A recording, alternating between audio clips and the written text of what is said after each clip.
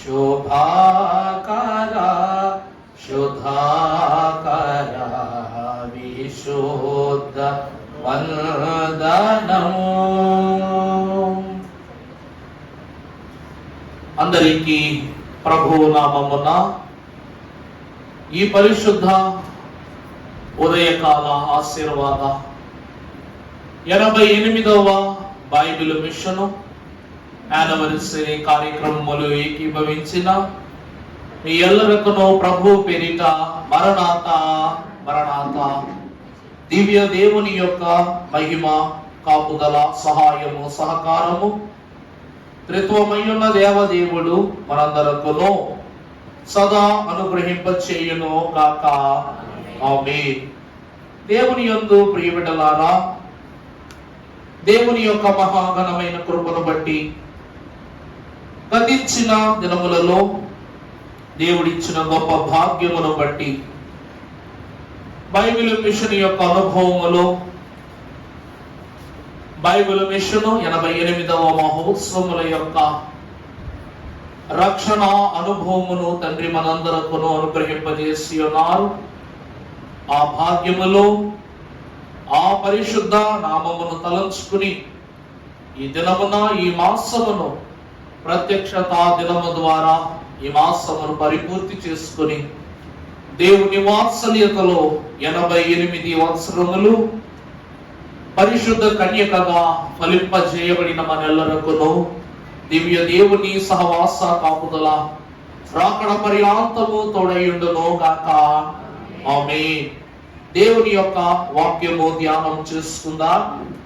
పరిశుద్ధ గ్రంథములో నుండి తన నామం ఎరిగిన తన సహవాస జనుడు మగు మనకు నిత్య సౌఖ్యమును కనపరచు బైబిల్ మిషన్ ప్రత్యక్షపరచిన పరిశుద్ధ వాక్య భాగం ఆమోసు గ్రంథము 3వ అధ్యాయము 7వ వచనమును చదువుకుందాము. తన సేవకులైన ప్రవక్తలకు తాను సంకల్పించిన దానిని బయలుపరచకుండగా ప్రభువైన యెహోవా ఏమియు చేయడు. చిన్ని ప్రార్థన చేసుకుందాము. మహిమా స్వరూపుడవై ఉన్న మా ప్రియ పరలోకపు తండ్రి, బయలుపడిన నీ వాక్య సృష్టి, బయలుపడిన నీ వాక్య గ్రంథము, బయలుపడిన నీ నామమే బైబిల్ మిషను, బయలుపడిన నీ సంఘమే బైబిల్ మిషన్ యొక్క వినతి అయి ఉన్నదని వాక్కు ద్వారా సెలవిచ్చిన మీరు నీ చేవ్రాతలను ఆనాడు పరమ భక్తుడకు మోషేకును కృపా సత్య సంపన్నత నిమిత్తము కుమారుడగు నీ చేవ్రాతను ఆ తదుపరి చిట్ట చివరి ప్రవక్తగా పిలువబడి పరిశుద్ధుల సహవాసమును పునరుద్ధానము నిత్య జీవము గలవని మాకెల్లరకును రుజువైన సాక్ష్య మర్మములతో బోధింపజేసిన మా దైవజనుని ద్వారా ప్రత్యక్షపరచిన నీ సత్య వాక్కును బట్టి నీకే మహిమ స్వామి. ఈ దినము దైవజనునికి మీరు ప్రత్యక్షపరచిన సత్యములను గాలిలో మీరు నీ చేవ్రాతగా స్థిరపరచిన బైబిల్ మిషన్ను మా హృదయములో ఈ వాక్యము ద్వారా బయలుపరచుమని బైబిల్ మిషన్ను బయలుపరచి దాని మార్గమును సరళము చేసి అన్ని మిషనులకు పై మిషనుగా వినతులను పొందుచు సృష్టి సారమంతటికి నీ ఘనత ప్రభావములను వెల్లడి చేసిన పరిశుద్ధ దేవదేవుడై ఉన్న యేసు నామమున మిక్కిలి వినయముగా బ్రతిమలాడి వేడుకొనుచున్నాము తండ్రి. ఆమేన్. బైబిల్ మిషను ఏ చేతితో ప్రభువు బయలుపరిచారో ఆ చేతితోనే పోషింపజేసి ఆ చేతితోనే మనెల్లరను ఆ మిషనులో నడిపింపజేసి ఈ మిషను నుండి ఆ చేతితోనే రాకడ మేఘమెక్కించి మనందరినీ పోషించి దీవించునుగాక.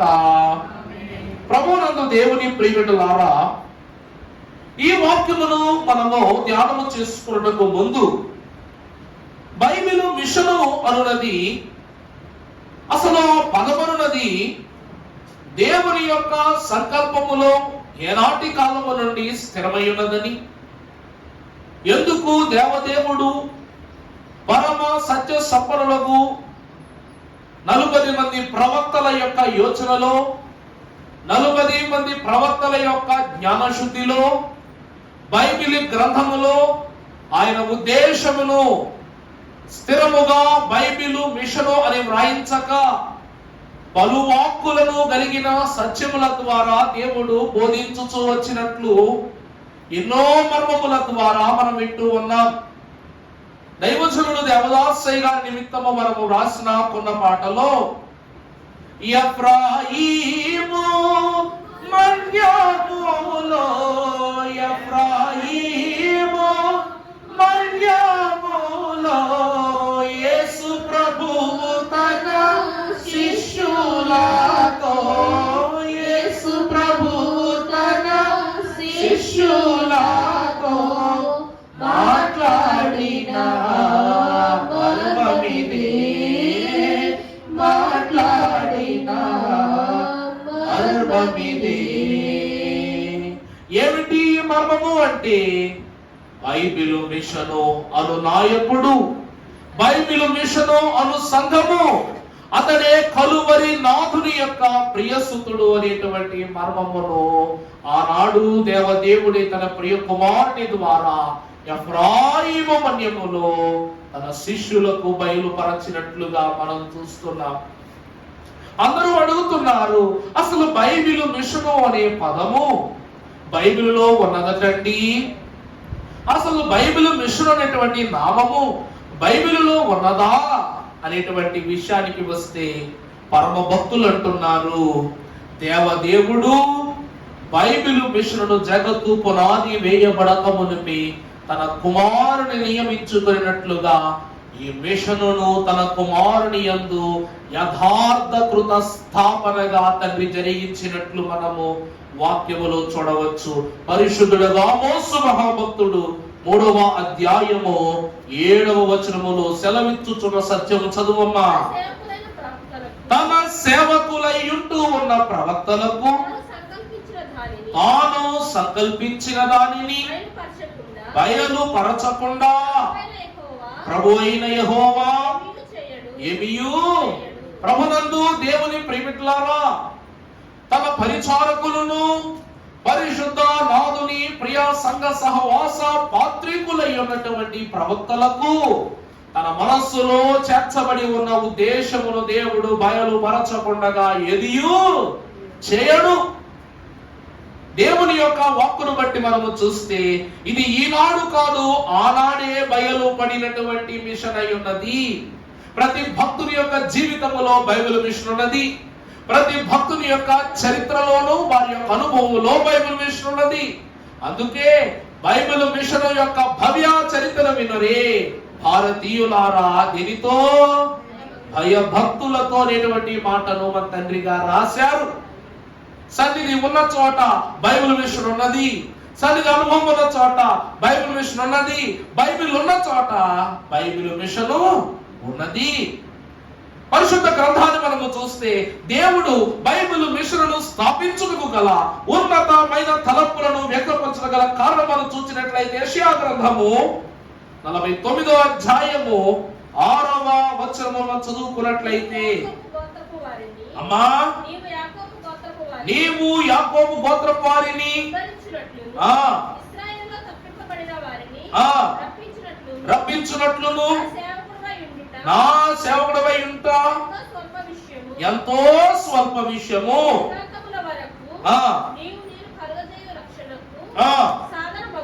సాధన మగుటకై.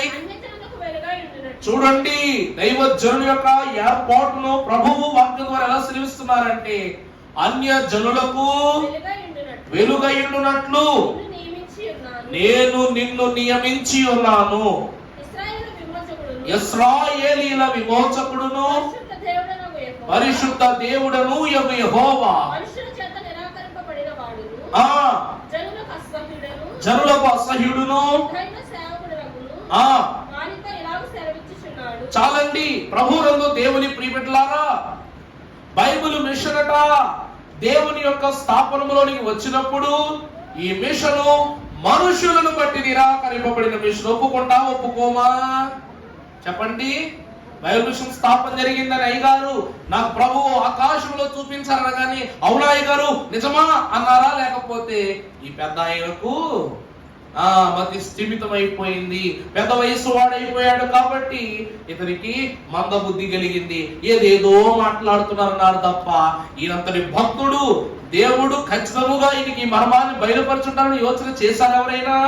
అందుకే బైబిల్ మిషను పుట్టి గృహాన్ని దాటింది, అద్దె గృహాలను దాటింది, నిత్య గృహమై ఉన్న బేతేలు గృహము యొద్దకు చేర్చబడి అక్కడ తన ఉనికిని విస్తారముగా చాటినదిగా మనము చూస్తూ ఉన్నాం. అయ్యగారు మనకు మహోత్సవాల్లో ఒక మంచి మాట చెప్పారు. ఇప్పటికీ దాన్ని తలపోసుకునే ప్రతి క్షణము కూడా మాకు రోమాలు నిక్కబొడుచుకుంటున్నాయి. కారణం ఏమిటంటే అయ్యగారు అన్నారు, అయ్యో ఈ సంవత్సరం ఏంటి సభల యొక్క తేదీలు మారిపోయాయి, సభల యొక్క సమయం మారిపోయింది, ఏంటి ఇలా జరిగింది అని ఆరా తీసే ప్రజలు ఎవరు లేరు. కానీ మాకు తేదీలతో కాదు, దేనితో పని?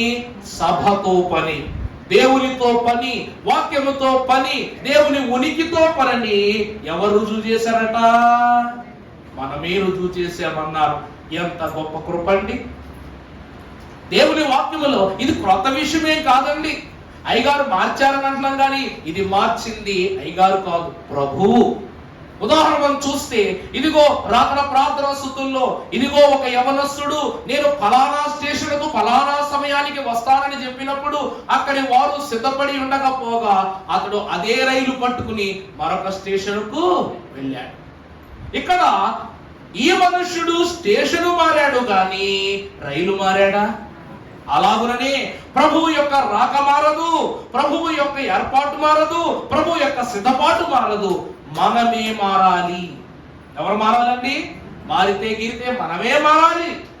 వచ్చు ప్రభువు వచ్చునని చెప్పిన గనక వస్తానన్న ప్రభువు రాకమానునా అని మనం చదువుకుంటున్నాం. బైబిల్ మిషన్ యొక్క ఉనికిని బట్టి దైవజనుడు దేవదాసయ్య గారట ఆ మిషన్ను అద్దె గృహములో ఉన్న వెలుగుగానే స్థాపన చేశారు, పుట్టు గృహములోనూ వెలుగుగానే ఉంచారు. చివరిగా నిత్యమైన వెలుగుగా గుంటూరులో కాకాని స్వస్తిశాలలో దేవుడు విస్తారమైన తన ఉనికిని స్థిరపరచుకున్నాడు. అందుకే ప్రియులారా స్వస్తిశాలను మనము వెతుక్కుని వెళ్తాం. ఎప్పుడైనా గమనించారా మీరు? స్వస్తిశాల ఎలా వెళ్తాం? మనం వెతుక్కుని వెళ్తాం. హైవే పక్కన ఉంది కదా, అమ్మ కలవరి టెంపుల్ కనబడినట్టు కళ్ళ స్పష్టంగా కనబడిపోతా. ఇది బైబిల్ మిషన్ అని పెద్ద అక్షరాలతో రాయించారు అయ్యగారు. భయంకరమైన అడవిలాగా, దట్టమైన అడవిలాగా బోల్డని చెట్లు మూసుకుని ఉంటాయి ఆ స్థలంలో. ఉంటాయా ఉండవా? ఆ సందుకుండా సుమారుగా 200-300 మీటర్లు, ఒక 1/2 కిలోమీటర్ నడుచుకుంటూ వెళ్ళాలి. అటు వచ్చినా నడిచే రావాలి, ఇటు వచ్చినా నడిచే రావాలి. మనం ఎలా వెళ్తామంట? స్వస్తిశాలకు వెతుకుంటూ వెళ్తున్నామంట. ఎన్నిసార్లు వెళ్ళినా ఆ శాల అనుభవం సంపాదించుకున్నటకు మన సిద్ధపాటు కాలినడకే, ప్రభువుతో నడిచే నడకే. కనుక భక్తులు అంటున్నారు, నిన్ను అన్యజనులకు వెలుగుగాను, తర్వాత ఏం చదువునా? యెషయా 49:6 వెలుగుగాను వెలుగై ఉండునట్లు నిన్ను నేను నియమించి ఉన్నాను. ప్రభునందు దేవుని ప్రియబిడ్డలారా, మన పెద్దలైనటువంటి వారట ఈ రోజు చీకటి పడితే టార్చలైట్లు పట్టుకుని వెళ్తున్నాం. కానీ ఆ కాలంలోనట దీపము గుడ్లు పట్టుకుని వెళ్ళేవారట. అవును కదా, లాంతర్లు పట్టుకునేవాళ్ళు. ఈ లాంతర్లకు ఒక ప్రత్యేకమైనటువంటి ఒక వివరం ఉంది. ఏంటంటే మంట కావాలంటే పెంచుకోవచ్చు, తగ్గించుకోవచ్చు. ఆ తేజస్సును పెంచుకొనవచ్చు, తగ్గించుకోవచ్చు.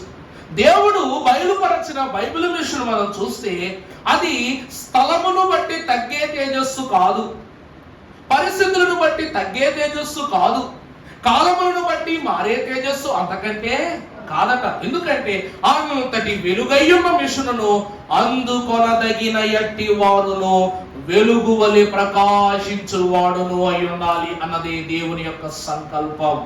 ప్రభునందు దేవుని ప్రియమిట్లారా 40 దినాలు సినాయి పర్వతము మీద మోషే స్థాపన చేసుకున్న దేవుని మహిమ మోషే దేహముపై వెలుగుగా కనబడితే, మోషే నా వెలుగును మేము చూడలేకపోతున్నా, నువ్వు ముసుగుతో నీ యొక్క దేహాన్ని కప్పుకొని ముఖాన్ని కప్పుకో అంటున్నారు ప్రజలు.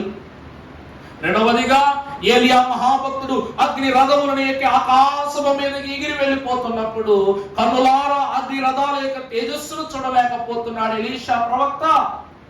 ఆ తదుపరి యేసు క్రీస్తు ప్రభు ఆరోహణుడై ఆకాశ మేఘాంతస్తులకు వెళుతున్నప్పుడు ఆయనను చూడలేకపోతున్నారు శిష్యులు.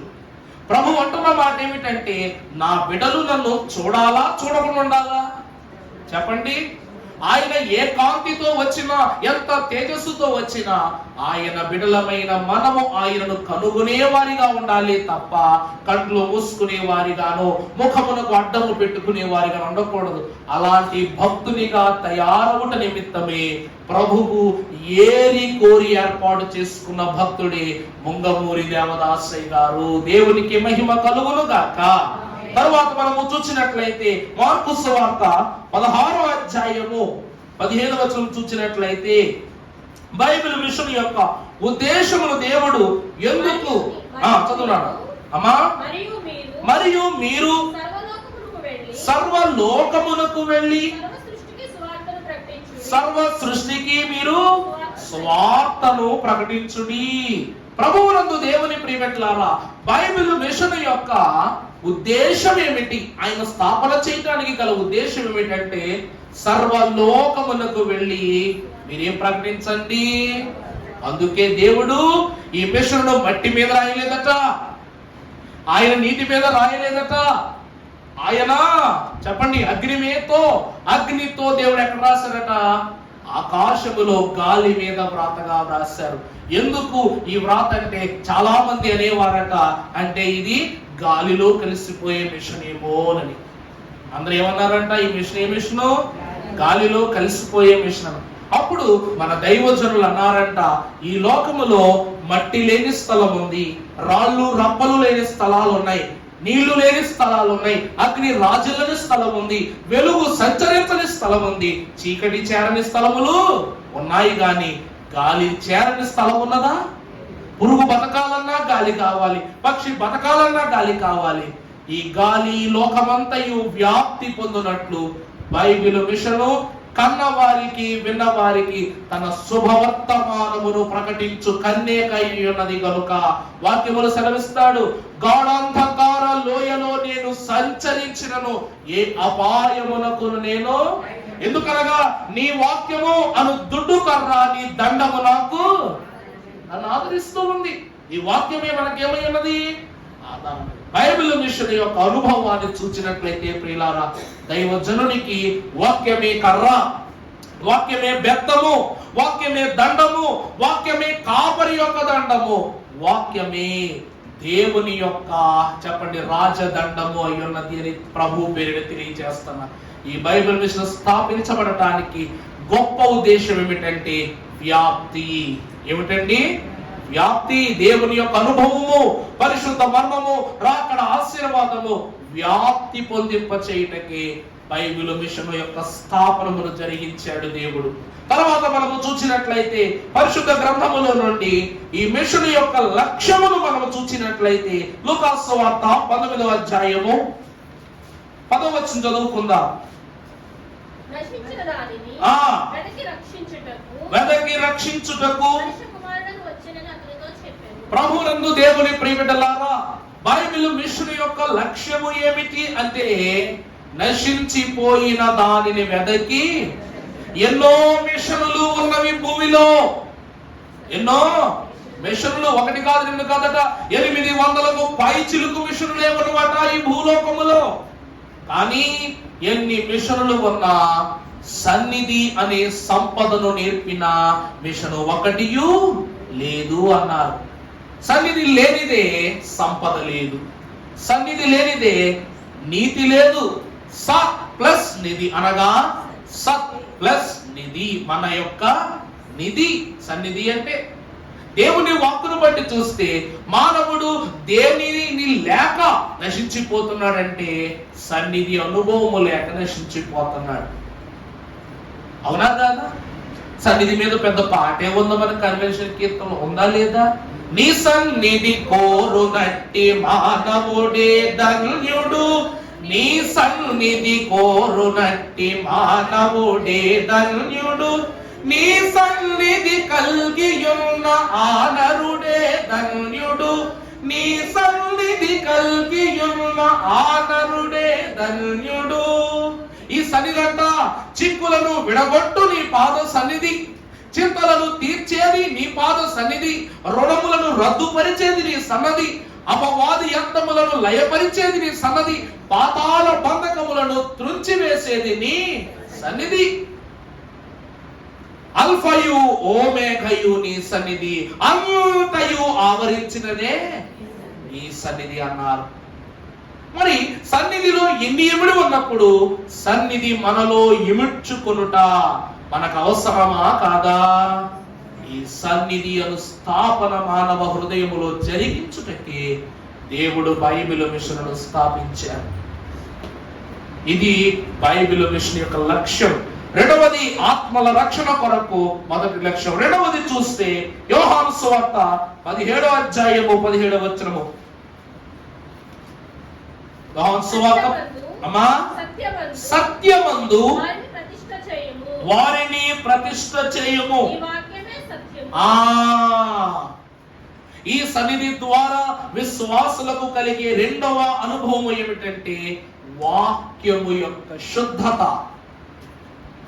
దేవుని వాక్యము ఎలా చదవాలి, ఎప్పుడు చదవాలి, ఏ రీతిగా చదవాలి, ఏ క్రమములో చదవాలి, ఏ అనుభవంతో చదవాలి, ఏ తలంపుతో చదవాలి అని చెప్పునట్లు చేయనది సన్నిధి.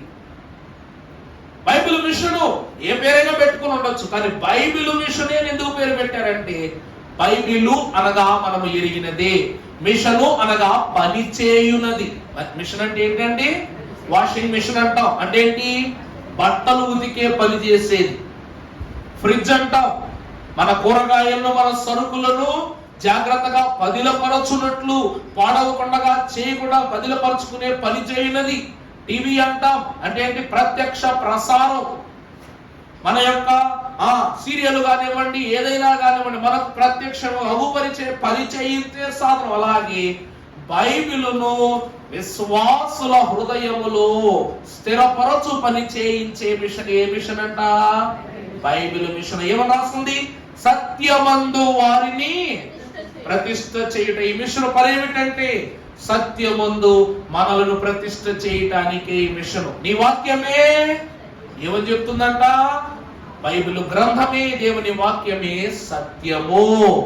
దేవుని వాక్యమే ప్రతిష్ఠితమైన సత్యమని బోధించి పని చేయునది ఈ బైబిల్ మిషన్ అయి ఉన్నది.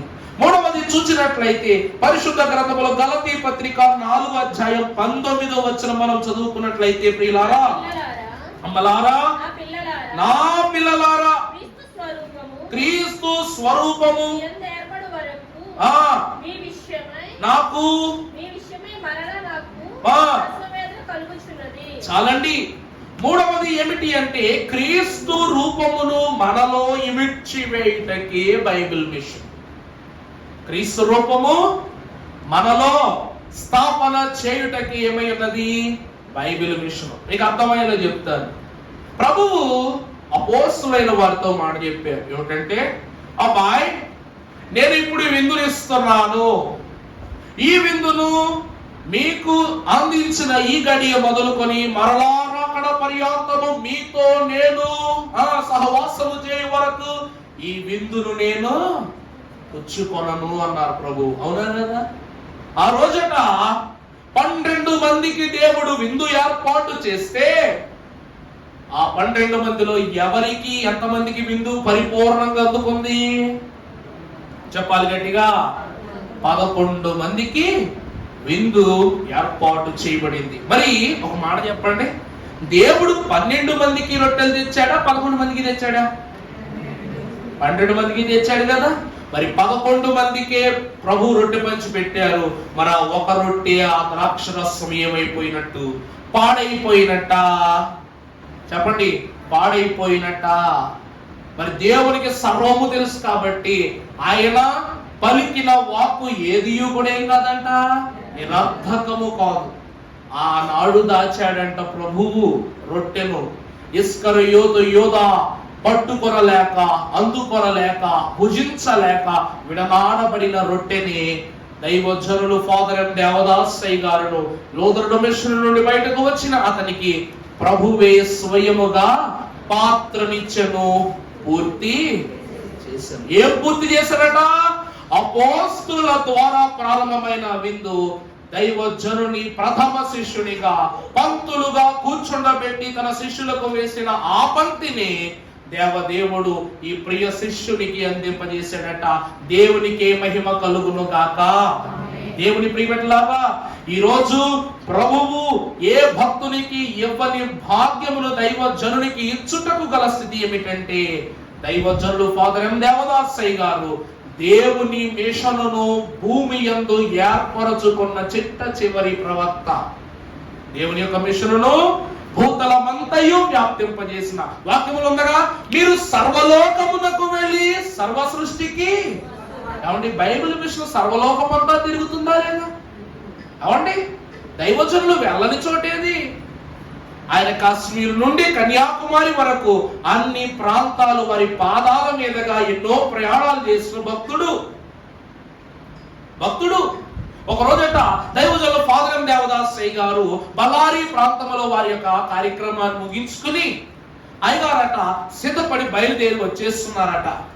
వచ్చేస్తూ ఉండేసరికి అయ్యగారు ఆ కార్యక్రమానికి సమయానికి వెళ్ళాలి. వెళ్ళాలండి, సమయానికి ఆ కార్యక్రమానికి వెళ్ళాలి. మరో కార్యక్రమానికి సిద్ధపడి వెళ్ళవలసి బస్సు కోసం ఆయన వెయిట్ చేస్తూ ఉంటే ఎన్నో బస్సులు వెళ్తున్నాయి కానీ ఒక బస్సు కూడా ఆగటం లేదంట.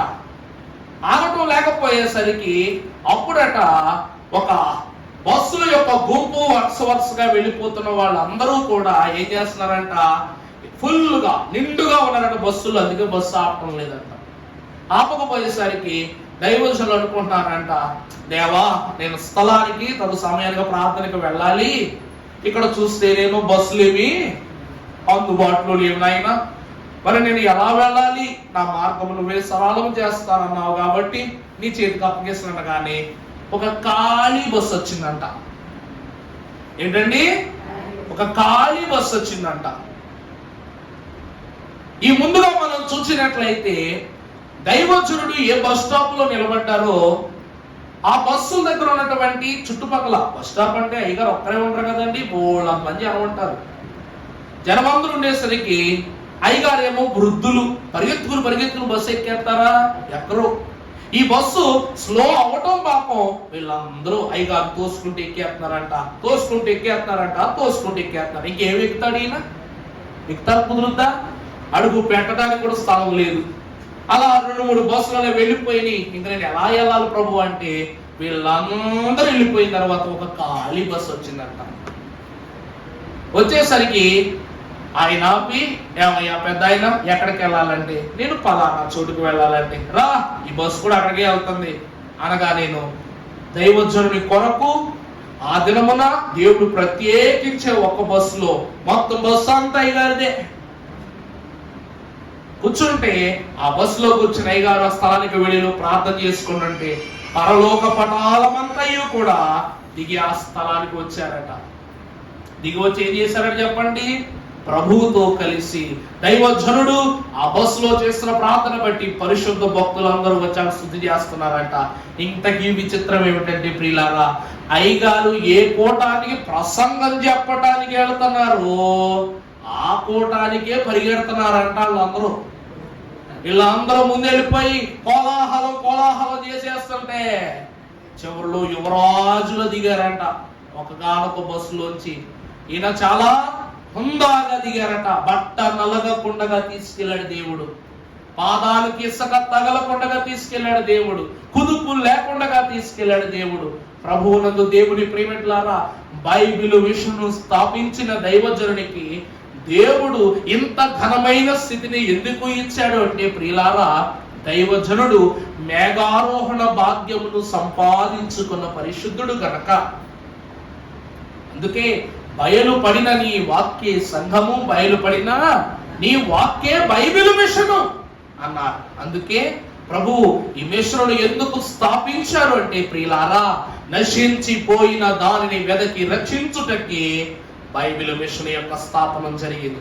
అందుకే అయ్యగారు ఒక రక్షణ పద్యములో రాస్తూ, బైబిలు మిషను స్థాపనము జరిగే, బడులు బోర్డింగులు బ్రాడ్కాస్టులు లేకున్నను, బైబిలు మిషను స్థాపనము జరిగే, ధన ధాన్యములు రాగల ఎట్టి దారి లేకున్నను, బైబిలు మిషను స్థాపనము జరిగే, లోకమునకు తీరగు వార్తా పత్రికలు లేకున్నను, బైబిలు మిషను స్థాపనము జరిగే, బడులు బోర్డింగులు బ్రాడ్కాస్టులు లేకున్నను, బైబిలు మిషను స్థాపనము జరిగే, వార్తా పత్రికాదులు పత్రిక సంచారము లేకున్నను, బైబిలు మిషను స్థాపనము జరిగే.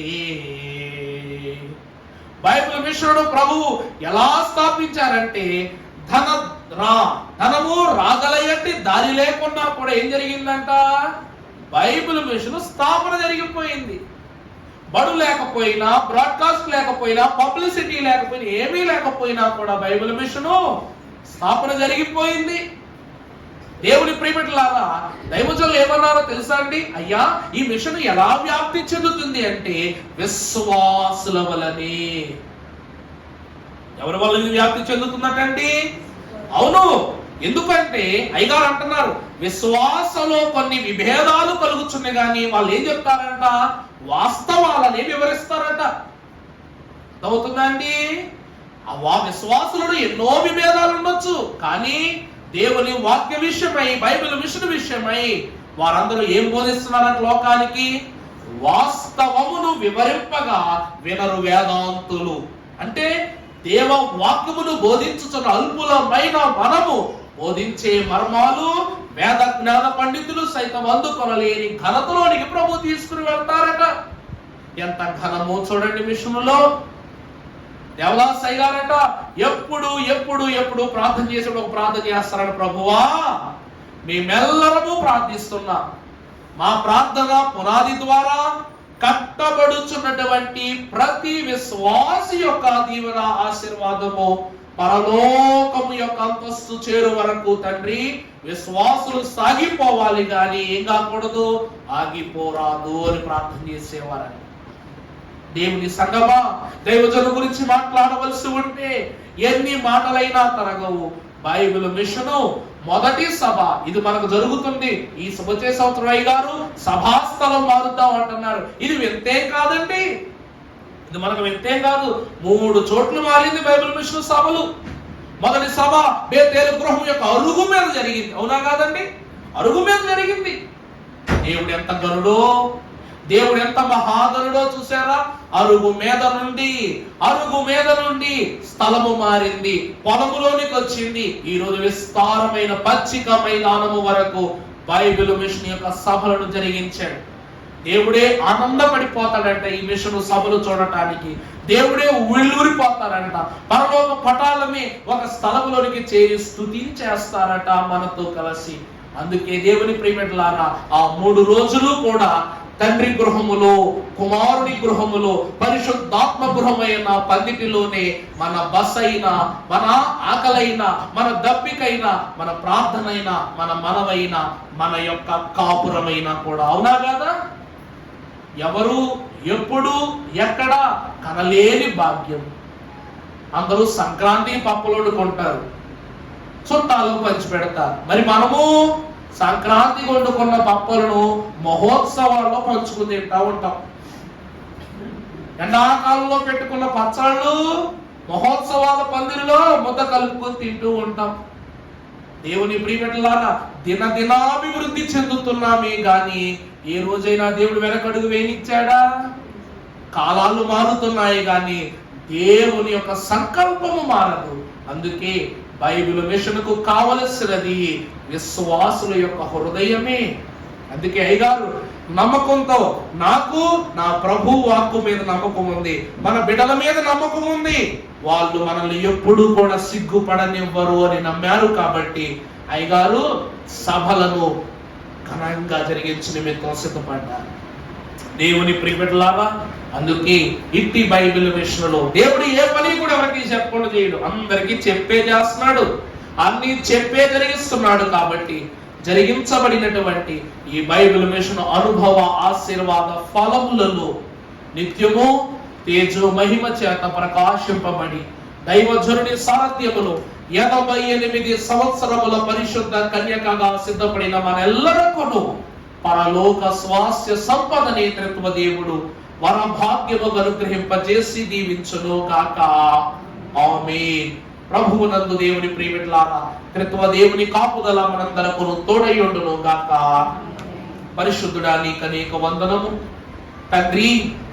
బైబిల్ మిషను ఈ పదములో బలమున్నది నాయన, ఈ మాటలో పదులున్నది నాయన, ఈ పదములో తండ్రి రాకడ భాగ్యమున్నది ప్రభువ, వరభక్తుల యొక్క సమాహారం ఉన్నది, మా అందరి యొక్క పరలోక సంస్కృత కన్నీటి విజ్ఞాపన భాగ్యమున్నది గనుక తండ్రి, దైవజనుడు కన్నీరు విడిచిన సంఘము, దైవజనుడు తన ప్రార్థన విజ్ఞాపనలు చేస్తా పెంపొందింపజేసిన సంఘము, పరలోకము రేపటి రాకడలో దిగి వచ్చి ఆయుక్తపరచబడు సంఘముగా తండ్రి మమ్మెల్లరను శుద్ధి చేసి పరమ గగనమగు రెండవ రాకడ కాంతులను తండ్రి మా స్థాపకులు దైవజనుడి ద్వారా మీరు నిర్ణయించిన కాలగమనమున రాకడ పర్యాంతము ప్రభువ 26వ సభ జరిగించిన మా పితరులు పరిశుద్ధులు మా ఆత్మీయ తండ్రి గారు, మన ప్రెసిడెంట్ గారు రెవరెండ్ డాక్టర్ జె శామ్యూల్ కిరణయ్య గారిని బట్టి ప్రభువ వారి సంకల్పమే నీ పరిశుద్ధ నామము చేత సిద్ధింపబడినట్లు మీరే సహాయత దయచేసి మా అందరినీ బైబిల్ మిషన్ చదువునైన వన్నెగా పరిశుద్ధ కన్యకగా సిద్ధపరచుమని వాక్కుగా ఈ లోకమునకు బైబిల్ మిషన్ ప్రత్యక్షపరచి గాలిలో పరలోక ఔదార్య రాతను వెలుగుగా ప్రాప్తింపజేసిన యేసు నామమున మిక్కిలి వినయముగా బ్రతిమలాడి వేడుకొనుచున్నాము తండ్రి. ప్రభువైన దేవదేవుడు అగ్ని వంటి మిషనుగా ఆకాశ మహాకాశముల యందు వన్నె తెచ్చిన మిషనుగా స్థాపింపబడిన ఈ మిషనులో ఎప్పుడు పాపమంటని అగ్ని దేహము గలవారమై జీవించున్నట్లు, పరలోకమునకు సంచరించినట్లు గాలి వలె వేగముగా దేవుని యొద్దకు పయనించగలిగి రెప్పపాటు అనుభవములను చేరి వచ్చిన మనందరకు అనుగ్రహించునుగాక. ఆమేన్. అందరికీ మరణాత.